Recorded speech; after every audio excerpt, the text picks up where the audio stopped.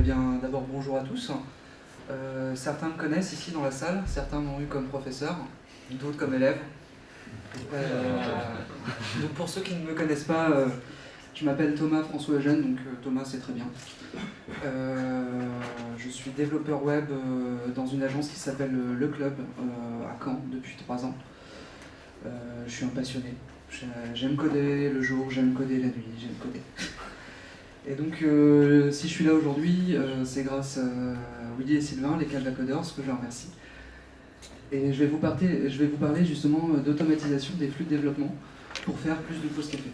Parce que si on automatise les choses, c'est pas pour pouvoir travailler plus, c'est pour pouvoir se reposer un petit peu. Donc, d'abord, le flux de développement, de quoi on parle? Donc, de quoi on parle? Comment ça se passe un projet en général. Donc là, je pars plutôt sur un cas agence, pas forcément sur de la web app, etc. J'ai plus d'expérience dans tout ce qui est CMS, etc. Donc on arrive, on a un nouveau projet. Donc là, c'est la grosse joie, tout excité. On se dit, qu'est-ce qui va se passer? C'est génial, on va découvrir des trucs. Et en commençant, on se rend compte que d'abord, il faut rechercher, télécharger, et installer manuellement toutes les librairies dont on va avoir besoin pour répondre aux besoins du client. Donc déjà là c'est moins joyeux, mais bon, on a encore l'excitation de la découverte. Après on a la phase de développement, debug, redéveloppement, redébug.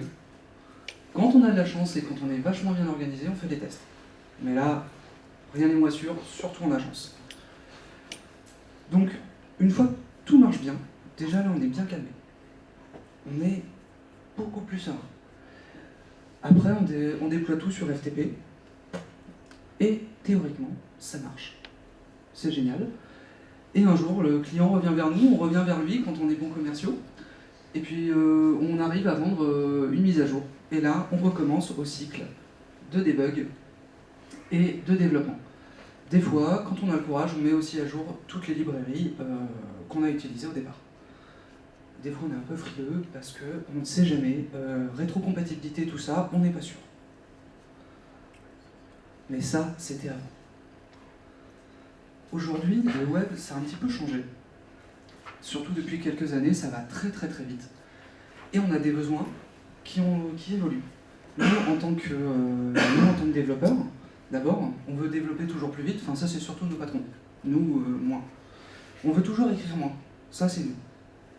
Puis, on veut toujours être plus flexible, pouvoir répondre plus vite et de la manière la plus agile possible aux besoins du client. On veut moins de maintenance aussi. Une fois qu'on a fait quelque chose, on n'aime pas trop y retoucher. On aime bien que ça se maintienne de soi-même, faut que ça soit pérenne dans le temps. Et on veut toujours attendre moins. On n'a pas envie de rester derrière notre machine à attendre que notre machine elle travaille et ça compile tout ça. On a autre chose à faire, on a du boulot. Donc aujourd'hui, par rapport à tout ça, le web, ça se bime. Donc je ne sais pas qui l'a dit en premier, je l'ai entendu par Willy, qui lui l'a entendu quelque part, donc je ne sais pas qui créditer. Mais cette expression, je l'aime beaucoup parce qu'elle est très très vraie.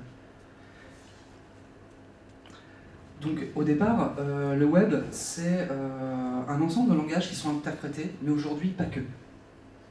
C'est-à-dire qu'on a eu l'arrivée des préprocesseurs, que ce soit en HTML avec HAML et JAD pour ne citer que, en CSS, SAS, Compass, Less, et en JavaScript, le CoffeeScript ou le Dart, pour faire un petit peu de publicité Google. Donc ça, c'est pour répondre à nos besoins. On a eu aussi d'autres problématiques, qui est le retour du 56K grâce à nos merveilleux smartphones, la 3G. La 4G, on n'y est pas encore, donc pour l'instant, on fait 100. Donc là, on a eu des problématiques de performance qui reviennent. Donc il faut optimiser les images, il faut minifier, il faut concaténer les fichiers pour minimiser les requêtes, etc. Donc on a un travail supplémentaire qu'on avait tendance à oublier avec l'avènement de la DSL. Et là, on y revient. Donc tout ça, c'est encore des choses supplémentaires à prendre en compte. Et au final, on a un flux qui se résume aujourd'hui de façon globale. Donc il y a toujours des cas particuliers, bien sûr, hein, à écriture du code, ça on ne peut pas l'éviter. La vérification de la forme. Donc ça, généralement, on a des IDE aujourd'hui qui sont quand même suffisamment performants pour nous indiquer sur le tas là où il y a des erreurs, donc on corrige. La compilation, dans le cas d'utilisation de préprocesseurs. Ensuite, des tests unitaires, quand on a le temps de les faire. Ensuite, on concatène donc, les différents fichiers générés, on les minifie, et ensuite, on peut tester et envoyer en production. Donc pour ça, on ne va pas le faire à la main à chaque fois, parce que ça serait juste une tâche sans fin. On passerait 90% de notre temps à faire cette suite de tâches et 10% seulement à écrire du code. Ça serait pas forcément très rentable. Donc par rapport à ça, il y a deux outils que je vais vous présenter, un plus que l'autre, mon coup de cœur. Donc je vais commencer par Grunt, le configurateur. Pourquoi je l'appelle comme ça? Parce que en fait, Grunt va s'utiliser à travers un gros fichier de configuration. On a une ligne de code, une fonction qui va contenir juste un objet JSON énorme, avec dedans des sous-objets pour chacun des plugins, avec dedans des sous-objets pour les configurations, etc. etc. Donc pour résumer Grunt, c'est le premier task runner qui s'est vraiment démocratisé, qui s'est étendu, qui a été popularisé. Donc comme je viens de le dire, qui utilise un fichier de configuration plutôt qu'une suite de lignes de code avec des fonctions, et qui utilise des tâches non parallélisées. Donc c'est-à-dire c'est une tâche après l'autre.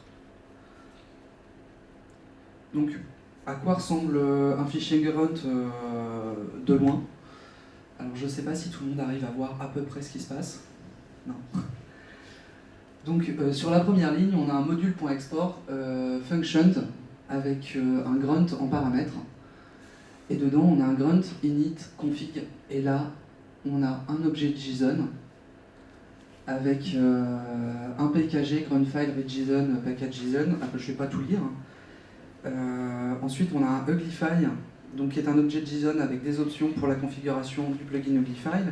On a un build qui est encore un objet avec les sources et les destinations pour aller dire de où on va partir, d'où on va arriver. Si on rajoute un plugin, on va rajouter encore un autre objet avec des sous-objets pour le configurer. Ça devient vite assez brouillon. Donc comment va se passer le fil d'exécution de Grunt? On n'est pas, comme je disais tout à l'heure, c'est séquentiel.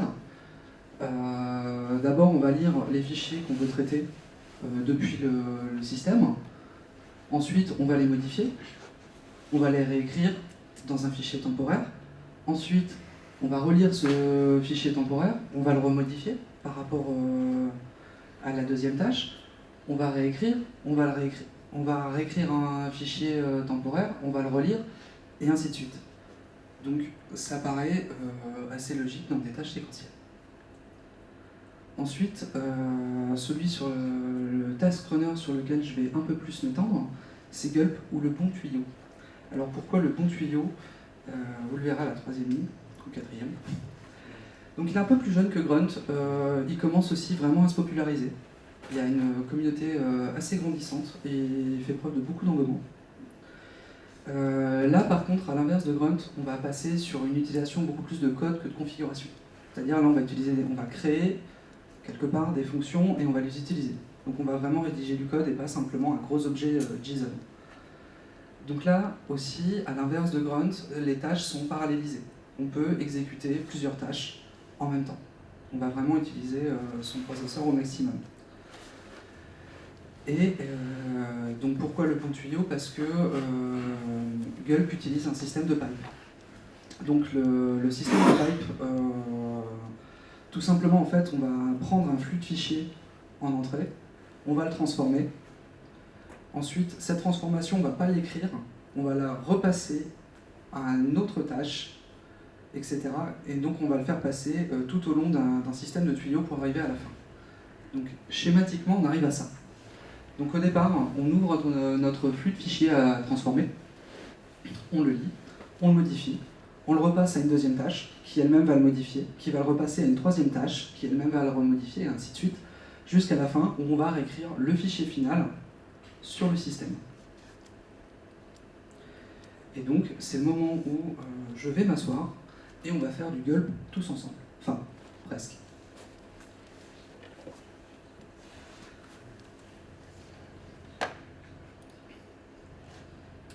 Donc c'est dommage, j'ai pas de porte-micro, donc pour taper au clavier, ça risque d'être un petit peu plus lent. Est-ce que tout le monde m'entend ou pas? Ouais. Du coup, je vais poser le micro.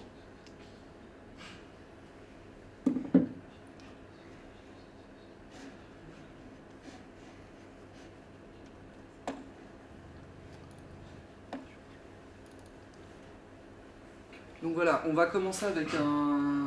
Ouais, tout le monde n'arrive pas à lire.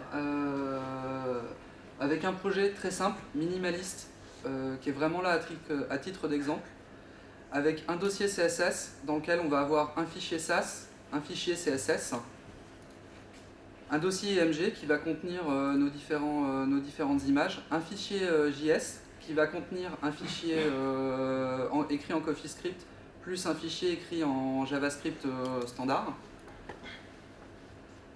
On va avoir notre index.html qui va donc donner le rendu. On a le package.json qui va contenir les différentes informations sur notre projet, les dépendances de modules, Node.js, etc. Un readme pour l'info.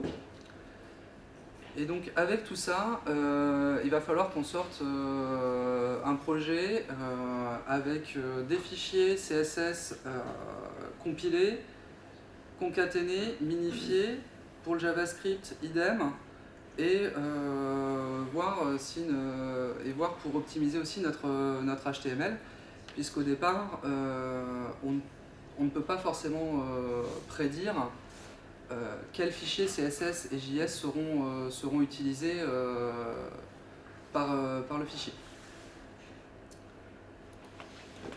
Donc pour commencer, est-ce que je peux zoomer un peu ?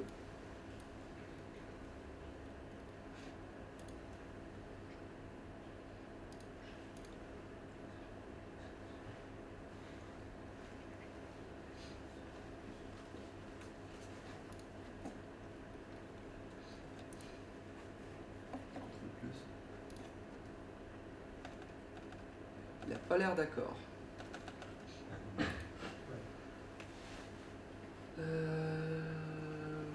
Contrôle mollet trop. Ouais, mais non, c'est la même chose.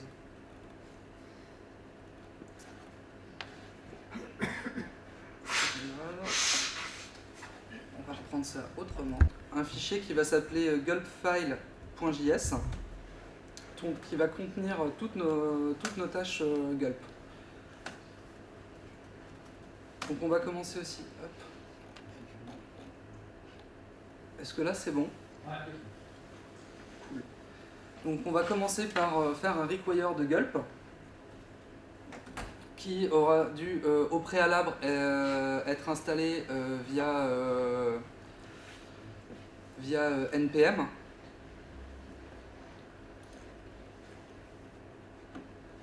Donc on va stocker une variable gulp qui va contenir gulp justement. Hop. Avec un require gulp. Et on va créer une tâche par défaut. Donc, on va faire un gulp.task pour déclarer une nouvelle tâche, le nom de la tâche qui va s'appeler default, et ensuite une fonction anonyme qui va décrire ce qu'on va faire dedans. Donc pour l'instant, notre tâche elle va être assez simple. On va juste afficher quelque chose dans la console.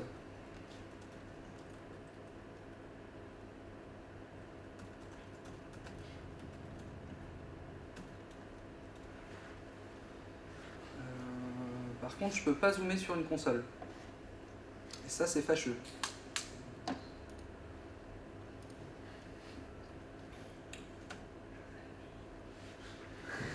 Pourquoi zoomer? Je vais la police. Ah oui, si, je vais changer la police. Tu fais quelques bras sur du 3. Propriété. Ouais. Voilà.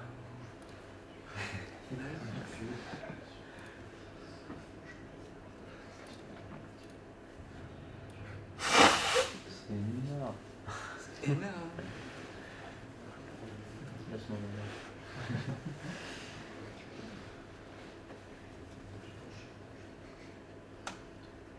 Donc voilà, une fois qu'on est dans notre projet, on a créé notre première tâche par défaut. Donc on l'appelle tout simplement avec gulp. Donc là, voilà, il nous démarre la tâche default. Il fait ce qu'il a dedans, donc il log dans la console et il termine. Donc ça, c'est notre première tâche gulp. Ensuite, on peut nommer des tâches. Donc on va créer une autre tâche qui, elle, va s'appeler compile CSS. Où, logiquement, on va compiler nos CSS.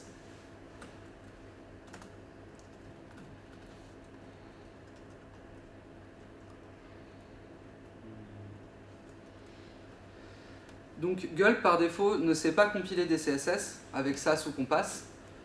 Donc on va inclure un autre plugin qui lui aussi devra être installé via NPM.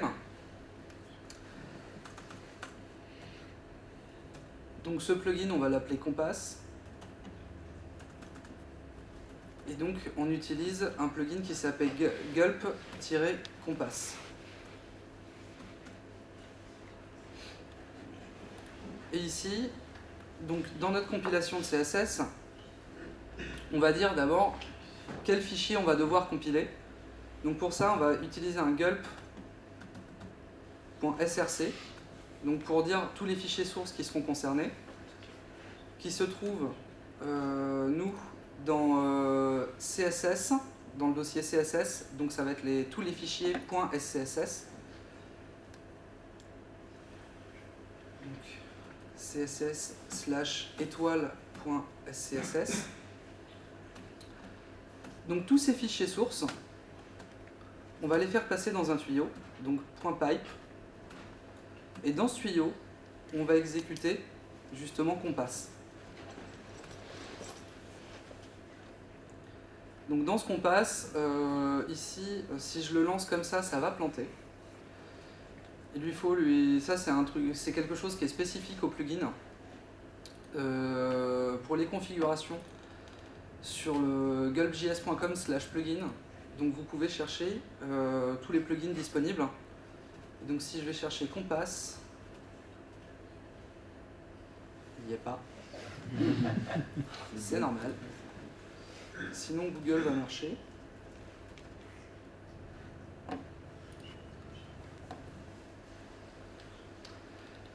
Donc normalement, vous aurez donc la ligne de commande simplement à copier-coller pour l'installer. Et vous aurez aussi des exemples d'utilisation et des liens vers le dépôt GitHub et des fois des options, toutes les options disponibles à configurer. Donc ici, Compass, on va définir le dossier où sont stockés les fichiers SCSS. Parce que par défaut, il va chercher un dossier SAS qui ici n'existe pas, donc il risque de me faire un petit peu la tête.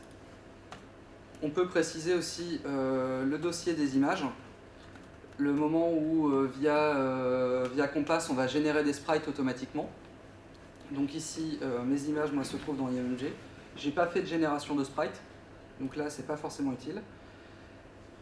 Donc à la sortie de ce pipe, on va avoir nos fichiers SCSS compilés en fichier CSS et il va falloir lui dire où est-ce qu'on va les ranger. Donc pour ça, on le passe dans un nouveau tuyau qui va être le dernier et dedans on va mettre un gulp.dest qui va donc définir la destination et il va arriver, et ces fichiers CSS vont arriver dans un dossier build/CSS. Si le dossier précisé dans la destination n'existe pas, il sera créé lors de l'exécution de la tâche. Donc là, j'enregistre. Donc une parenthèse. Ligne 4.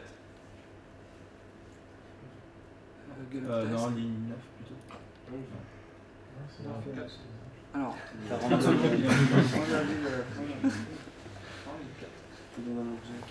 SRC, c'est bon. Le bail, Exactement là où j'étais, j'ai marqué, je fais un transfert. C'est après function. voilà. Non, Non, là, on est bon. Donc une parenthèse fermante là, juste fonction en haut, ligne 4. Ligne 4 Avant la collade à la fin de ce Avant l'accolade à la fin de ligne.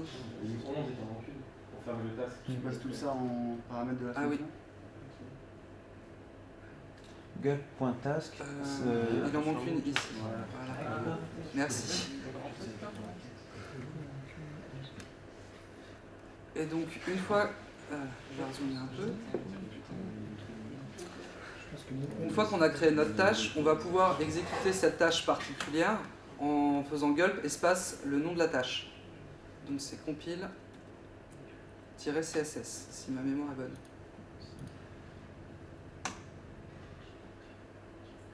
Donc là voilà, il démarre, il a terminé, Et non.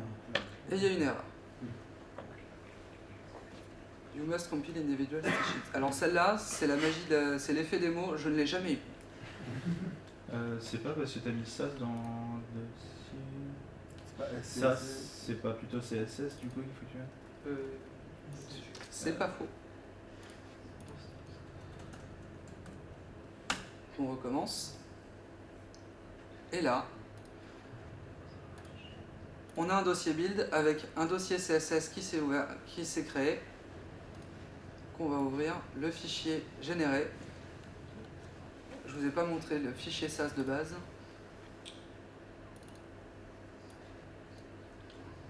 Donc voilà, j'avais l'imbrication avec les UL et LI, donc qui ont correctement été transformés en UL, LI, CSS. Donc on a déjà compilé nos fichiers CSS. Ensuite, on va vouloir les... Il reste 7 minutes ? C'est fâcheux. Donc, on va utiliser la méthode beaucoup plus rapide de prendre le fichier gulp que j'avais créé à la base.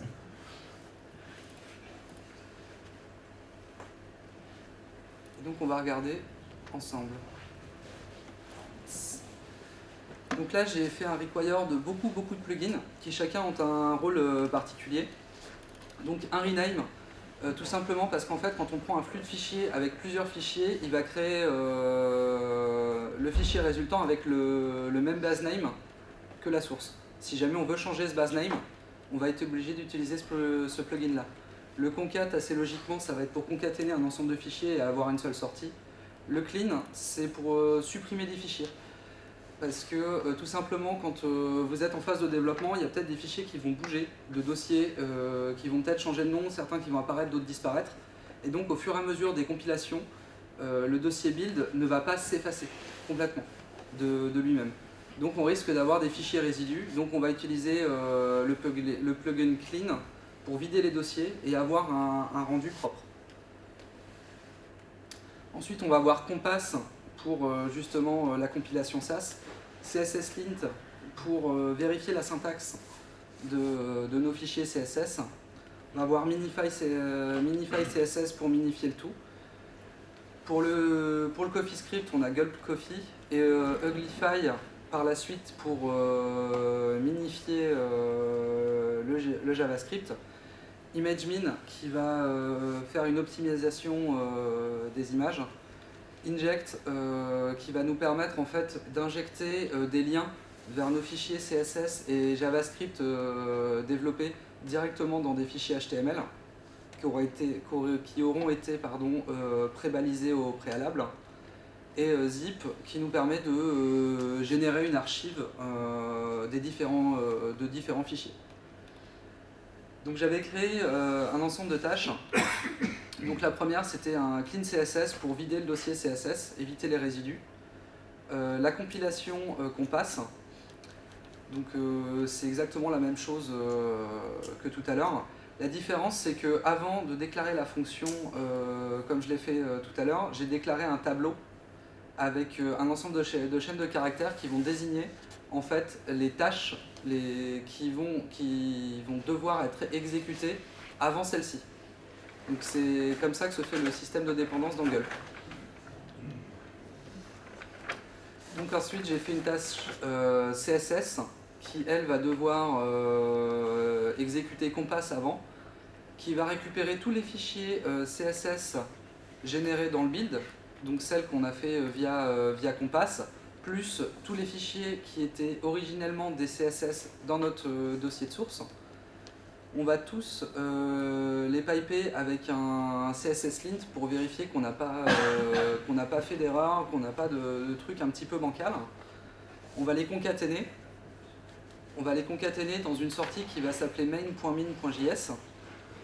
Cette sortie, avec donc là, à la sortie de ce tuyau-là, on va avoir un seul flux de fichiers et pas plusieurs. On va minifier ce flux. Et on va l'écrire dans le build CSS. Donc pour le JavaScript, un peu le même système, un système pour nettoyer le répertoire de JavaScript. Ensuite une tâche Coffee qui va dépendre du clean JavaScript qui va compiler le CoffeeScript en JS. Et une tâche JavaScript qui va prendre tous les JS qui ont été précompilés, plus ceux qui étaient déjà en JS avant, qui vont mettre tout ça ensemble dans un fichier qui va s'appeler all.min.js et arriver dans le build. Pour les images, le même système, on vide le répertoire d'images et on va prendre toutes les images qui sont dans le dossier IMG, on va les optimiser et les faire arriver dans le build /IMG. Donc après on a des tâches qui vont faire un petit peu tout ça en même temps, enfin tout ça en même temps.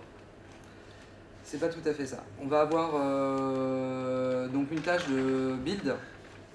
Donc en une tâche, on va faire minifier les CSS, concaténer JavaScript. On va optimiser les images, tout ça en une seule tâche. On va aussi dans l'index, on va modifier l'index HTML pour injecter les fichiers qu'on aura traités au préalable via CSS et JavaScript. Donc comment ça se présente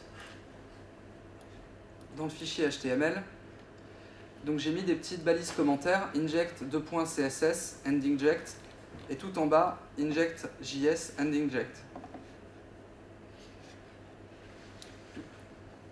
Et donc en source, ici on va donner une source avec tous les fichiers concernés. Donc ici, pour moi, ça va être tous les fichiers qui ont un point min, point quelque chose.